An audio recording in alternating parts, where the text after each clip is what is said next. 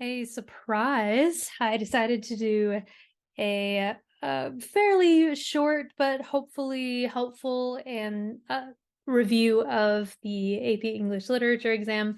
As I record this, it is May 2nd, 2023, which means that tomorrow morning is the exam. So here are some reminders, and let's review together, shall we? I'm going to share my screen. I have not a very good PowerPoint, but I have a PowerPoint that I'm hoping will be helpful. Let's make this work here.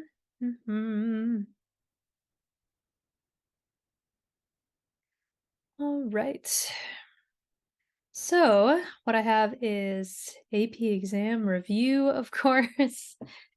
And I'm going to go through some general suggestions and then more specific examples of different things. So you can kind of test yourself and see, am I in a place where I know these things? Or if there's a weakness, then you have very little time, I guess, to figure that out. All right, so AP terms. Um, the first section of the exam, of course, is the multiple choice section. And this review does not have specific multiple choice questions because it would require you to read a larger poem, a larger excerpt.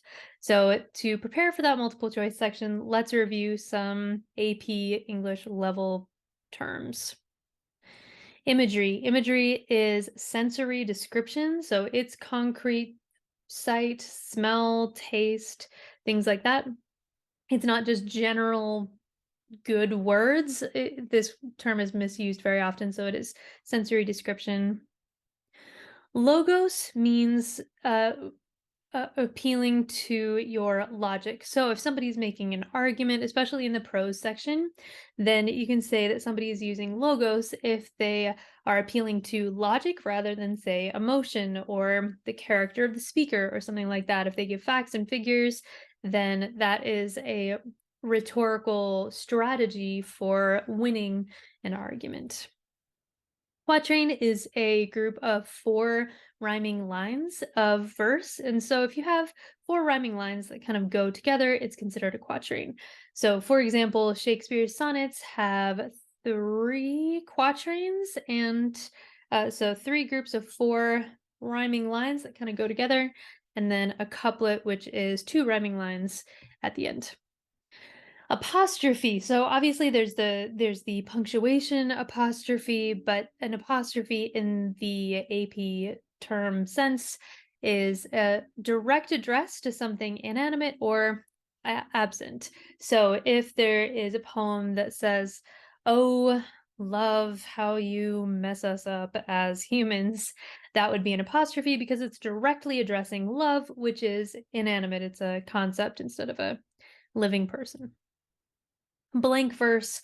Blank verse is a style of writing poetry that has meter, so it has a beat, but it does not have a consistent rhyme scheme. So a lot of Shakespeare's plays have mostly blank verse. So to be or not to be, that is the question. We have the da da da da da da da da da iambic pentameter in that example, but we have meter, no rhyme. Enjambment, it is also referring to verse, to poetry. So when you look at a line of poetry, there's a specific place where it ends and the next line begins. At the end, if there is no punctuation at all, there's no period, there's no dash, there's no semicolon, it just runs on to the next line, then that is enjambment, as opposed to a line that is end stopped, which has some form of pause there. So even a comma at the end of a line would make that line end stopped instead of end jammed, which again means there's no punctuation, no pause at all at the end of the line. You just run on to the next line. Anachronism, that is when there's something that does not belong in the particular time period that's being talked about that is now in this particular scene. So this can be used in something like magical realism, where time is not the most important factor. My go-to example is always the telephone in the Flintstones. We're looking at a Stone Age family. They have telephones. We know that telephones were invented. We know when telephones were invented, and it was long after the Stone Age. So something that is chronologically incorrect, that's an anachronism. Caesura. A caesura is a break within a line of poetry. So this is not about the end of the line now, it's within a line of poetry. So if there are a lot of commas breaking up that line, those are all caesuras. All of those breaks, all of those commas, periods, dashes, whatever in the middle of a line of poetry is called a caesura. Satire is a work that mocks something in order to inspire change. This distinguishes satire from parody, for example. Parody just makes fun of something by imitating it. Satire makes fun of something, but with the idea that the goal is change. So one of the most famous satires in the Western world is A Modest Proposal by Jonathan Swift, which is mocking the cruel treatment of the Irish by the English, by making this terribly morbid, false suggestion about how to handle the Irish problem, since we English don't care about them at all. But the goal was to inspire change for the English to wake up and realize how cruel they had been to the Irish. Paradox is when you have two seemingly contradictory ideas that um, that actually are both simultaneously true. So they reveal some deeper truth. In literature, there are a lot of famous paradoxes. One of them is it was the best of times, it was the worst of times. And we find out by the end of A Tale of Two Cities, which that comes from, how those can both simultaneously be true. Another famous paradox is in Christianity, you have three in one. God is one, but he's three in one, and this is mysteriously, simultaneously true. So paradoxes are those things that on the surface appear to contradict one another, but there is this deeper way in which they can both coexist simultaneously. A refrain is a repeated line. I've seen refrains at the beginning of stanzas and the end of stanzas. I don't often see refrains in the middle of stanzas, so it's that repeated line in a conspicuous place in poetry. A motif. A motif is a great thing to bring up for the open question essay in particular. Since the excerpts that you'll get for the multiple choice and even for the poetry and prose essays for the second half of the exam, it won't be long enough for you to really see a motif, but a motif is a recurring feature in the work. So this is different from a theme. A theme is more of a message that the author wants to get across. A motif is just something that comes up again and again and again. And that can lend itself to where you can draw attention to the theme or something like that. But back to A Tale of Two Cities, it has quite a few motifs. There is a mob motif. So mobs are not a theme, but it's definitely a recurring feature that we see in the work again and again. So we have a mob motif. There is a motif of doubles in that story as well. Just lots of people who look exactly the same. Again, not a theme, but a recurring feature that does tell us something more about the work. Some tips about the essay section. A reminder, hopefully these are all reminders. This is just a review. This is not a let's teach you about all these things necessarily. I just defined all those terms, but this is meant to be more of a review, a check for yourself. The basic essay question, whether it's prose, poetry, or the open question, is this. What is the meaning of this passage, this poem, this work, and how is that meaning conveyed? Each question is going to ask this in a slightly different way. So what is the overall meaning, and how is that meaning conveyed through characterization, through whatever it is? But these are the two big pieces that are always going to be included. What is the overall meaning, and how does this element that you're talking about contribute to that overall meaning or message. If you're stuck, if you look at the poem, you read it over a couple times and you think, I really have no clue what the overall message is of this whole thing, look at the literal meaning and the emotions that it evokes. That should lead you to at least a workable overall message that you can use. So, if the poem is about a snake, for example, and you know that there's probably some symbolism in there, but you don't feel comfortable with it, and you're not quite sure what the meaning is that the author's trying to get across. Okay, so the poem is literally about a snake, and the word choice suggests that there's a negative connotation to it. That you kind of have a bad feeling about this snake. Um, Pay attention to those emotions that it's meant to evoke. There's these negative emotions in my example. So you have a literal meaning, you have the emotions it evokes. So the overall message will have something to do with that. Is this how you should feel toward this topic? Perhaps that's what the author or poet is trying to say. So you can use that as a last ditch overall meaning if you're really unsure what it is. Here's how you should feel about these types of situations. Some other suggestions: make a good first impression by writing legibly for the love.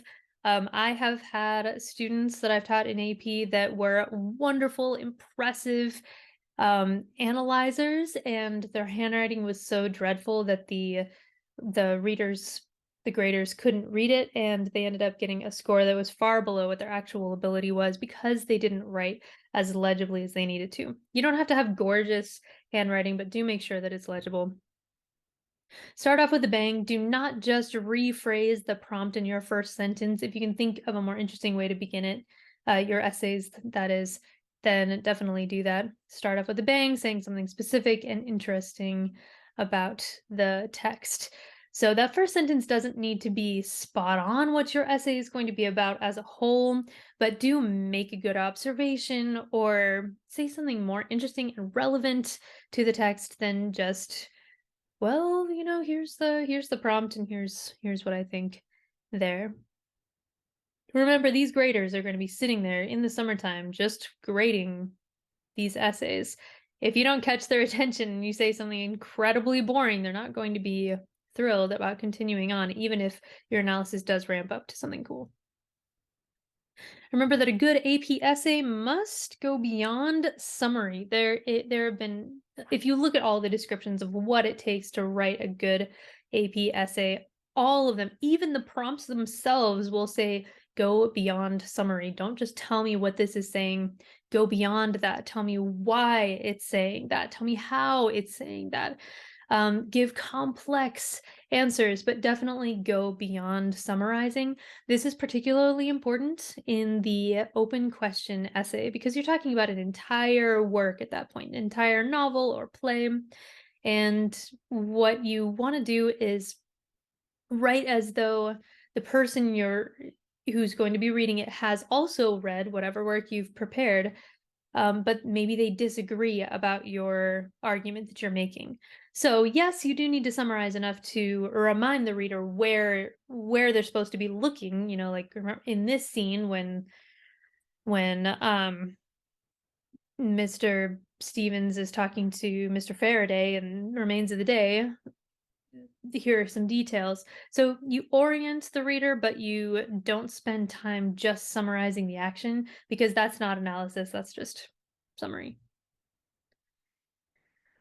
Use and explain relevant, specific details. Be as specific as you possibly can. Look at word choice. I mean, really pick apart the details of the prose passage. Refer to it often. Quote it often. Point out what it is that you're seeing within those quotations that actually support your idea, the point that you're trying to make. For the poetry essay, same thing.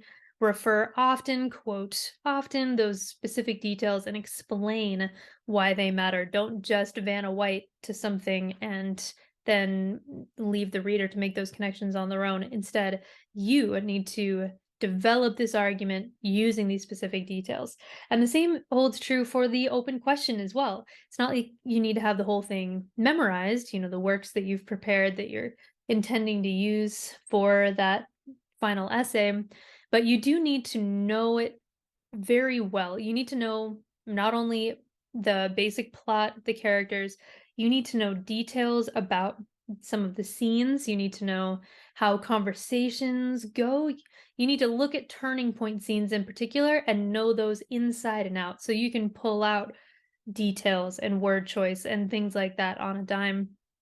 Again, you don't have to have the whole work memorized. If there are a few things that happen in chapter 4 that you don't remember, that's perfectly fine. But if you don't know the ins and outs of these really crucial scenes, that's where you're going to lose those graders. Make sure that you're making a compelling point. You're not saying something that is so obvious about the work that it's like, well, yeah, nobody is going to argue against you. Make a claim that is arguable, even if it is controversial. The point is, can you defend whatever it is that you're trying to say, be it boring or unorthodox?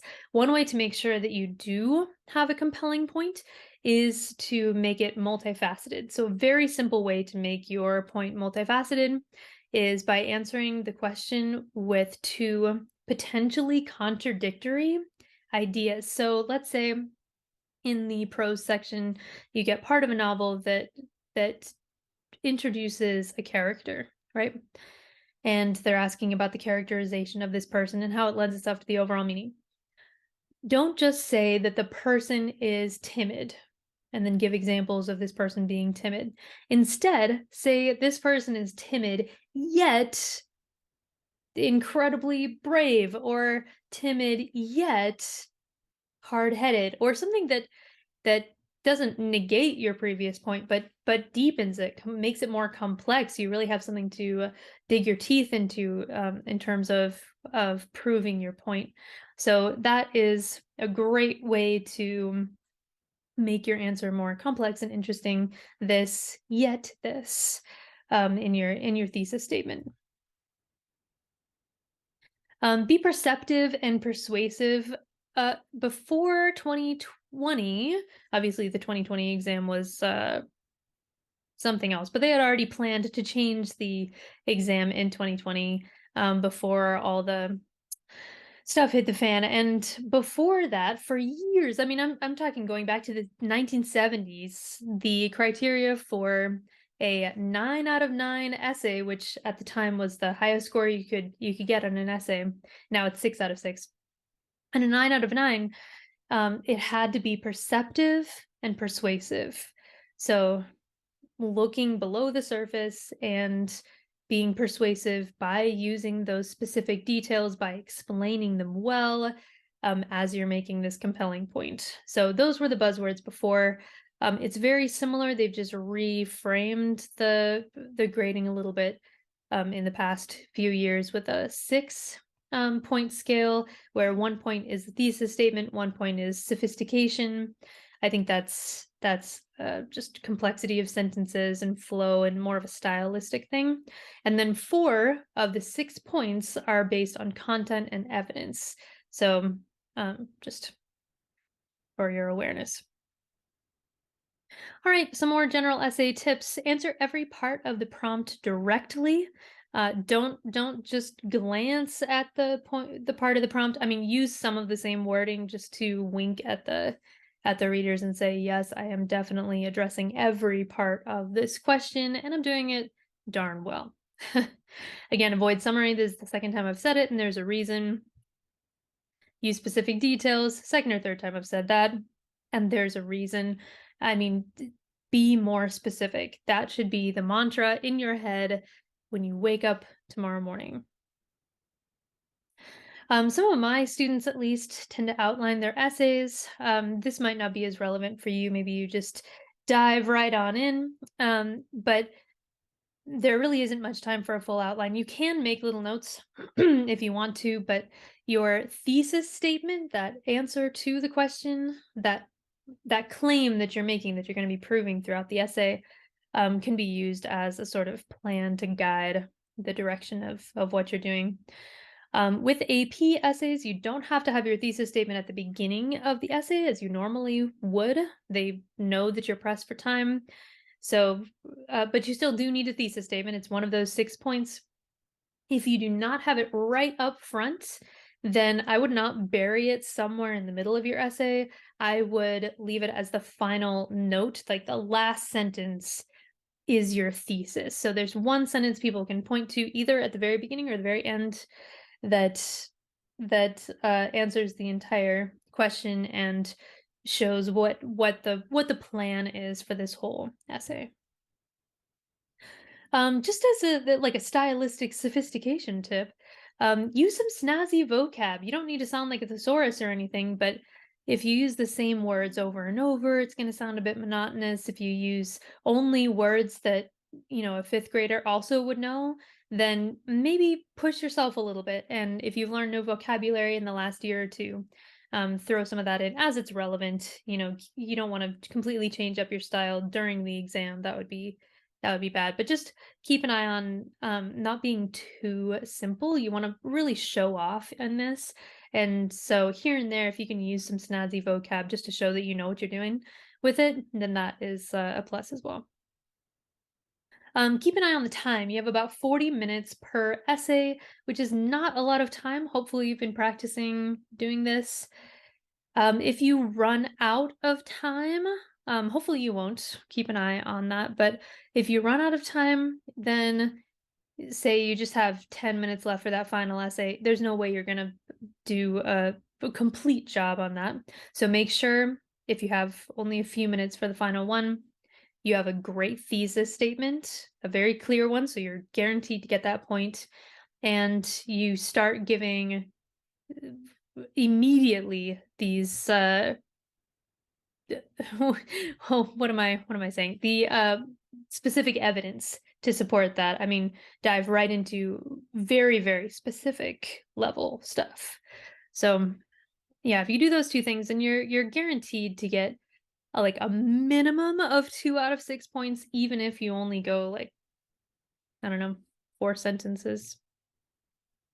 Okay, the open question essay, that is the third of the 3 essays and the one that you can prepare for the most effectively, I think. Here's an example prompt. This is actually one that was used years ago. So let's take a look. The significance of a title such as The Adventures of Huckleberry Finn is so easy to discover. However, in other works, for example, Measure for Measure, the full significance of the title becomes apparent to the reader only gradually. Choose one work and show how the significance of its title is developed through the author's use of devices such as contrast, repetition, allusion, and point of view. So I want to point out, first of all, that it says choose one work. There is going to be a list below this of all these recommended works. You can ignore all of those. You do not need to stick with one. Instead, use a work that you already know super well. So maybe you know Moby Dick super well, and that's the one that you're going to go with. It also says such as, devices such as contrast, repetition, etc. Those are great suggestions of places to begin. You do not need to address contrast, repetition, allusion, point of view. Those are all just recommendations. What is not negotiable, however, is to discuss how the full significance of the title becomes apparent only gradually and how that significance is developed over the course of the story. So if you were to choose something like Moby Dick, then you would talk about the importance of that largely absent character, Moby Dick, and how it's almost like that white whale is the unmoved mover around which everybody's lives move. So you have Captain Ahab, who is utterly obsessed. You have Ishmael, whose life is completely changed by the pursuit of this whale, etc. You go into much more detail than I did, because what I did was just very high in the sky summarizing. You would go into the scene where they're extracting the ambergris, from the whale, or Queequeg and Ishmael stay in the same little hotel area before setting sail. You go into those more specific details, really fleshing out your point. But If you see something that is more specific like this, don't panic. I don't know if you can see the little PowerPoint icon hopping around down here. I don't know what's going on with that. Just ignore it. This is the first time I'm trying this style of video, but I saw that there was a ton of interest in reviewing for the AP exam, so I thought I'd do a last minute extra one. Anyway, if you see a more specific prompt like this, don't panic. Don't go with, well, we in class we talked about the significance of Fahrenheit 451. If you don't know Fahrenheit 451 as well as the works that you are planning on talking about, it's don't worry about the fact that it's maybe a closer match. Your essay is going to be better if you know the work better. So stick with the plan. Don't freak out. Instead, think about the works that you know best. Choose the one that is going to match this well, and go for it. Okay, another example prompt. In many works of literature, a physical journey, the literal movement from one place to another, plays a central role. Choose a novel, play, or epic poem in which the physical journey is an important element and discuss how the journey adds to the meaning of the work as a whole. Avoid mere plot summary. Most open question prompts will include that last bit because they do not want plot summary. I don't know if that was clear before or not. Um, I'm joking, of course. It should be clear. No plot summary beyond what you absolutely need. So you might think, okay, well, I've got to do Homer's Odyssey then. I've got to do, On the Road. I've got to do you do not. Unless you've prepared those works, don't worry about it. Let's say you did prepare Fahrenheit 451 and there is that moment toward the end when he's trying to escape from the authorities and he crosses the road, and it's this big moment where he crosses the road, he almost gets run over, and when he gets to the other side of the road, then the landscape changes. He's no longer in the city, he's in the woods. Basically the language changes. Like it is this moment for him to get across that road. You could write an entire beautiful essay about the significance of that move using lots of evidence from different parts of the novel to support the idea that this is the crux of Guy Montag's journey in the story Fahrenheit 451, even though there's not a huge journey that takes place. So you can get creative. I've heard different AP graders talk, and they would agree with me. So don't.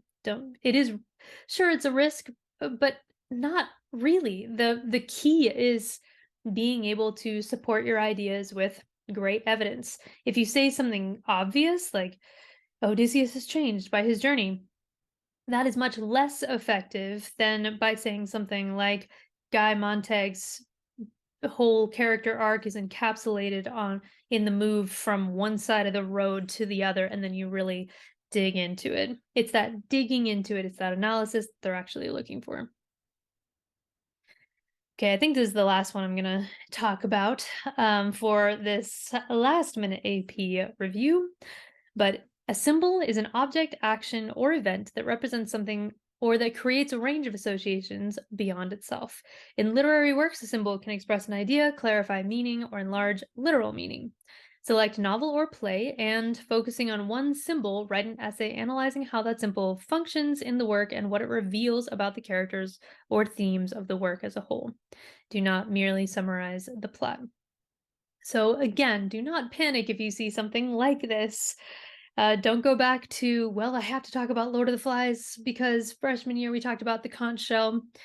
If you don't remember Lord of the Flies really, really well, do not go off course. Instead, use the work that is in front of you and just commit to a course of action. Give those great details. So that is what I would say, some rapid fire review for the AP English Literature exam. I hope this was helpful. I know it was a lot of information really fast, especially if you are not somebody who's been reviewing up to this point. On my channel, I have a whole playlist of helpful videos about the AP exam, the AP Literature exam specifically. I also have literary terms as a playlist. I even have classic books that you can read in one day. I hope this is not you, but I always get questions or comments from people who just I don't know why, but mistakes are in the past, I guess, just did not read a great book over the course of the year. So you can look at that and see which one appeals to you. Most of them are available on legitimate sites online. You can look those up. So that is it. Best of luck to you as you get ready for this exam. Again, I hope this was helpful, and I will see you on Monday. Bye.